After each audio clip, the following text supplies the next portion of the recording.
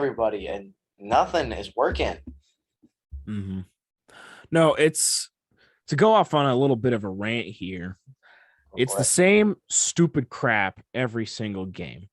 I mean, and here's what I don't get. And I'm going to go off here a little bit so you can just sit back and relax while I kind of kind of go here. But Connor Culp, he had a fine game against Michigan State.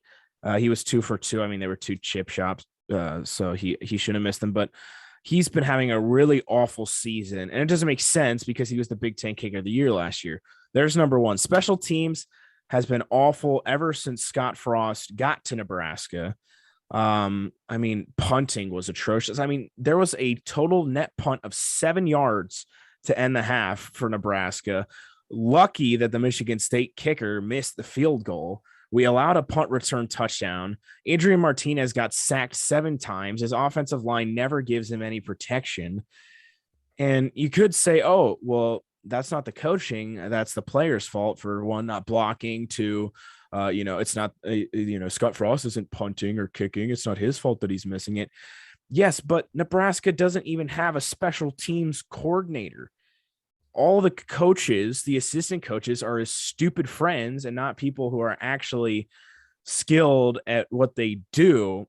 And I mean, you look at the losses we've had this year.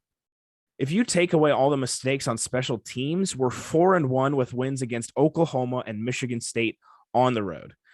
And I mean, that's the kind of crap that just pisses me off because we're so close. We have the talent. Adrian Martinez is unbelievable. I don't think he's the most talented guy on the field, but he's going to work harder than anybody else.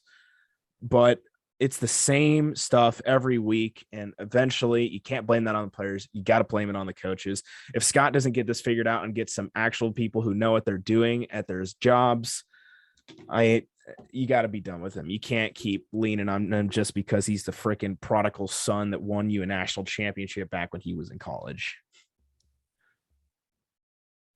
That was quite the rant, I gotta say. Which, I mean, I have nothing else to add. You said it all. Really, I think Nebraska's giving Scott Frost way too many chances just because he played there. Mm-hmm. So really, I think it's time.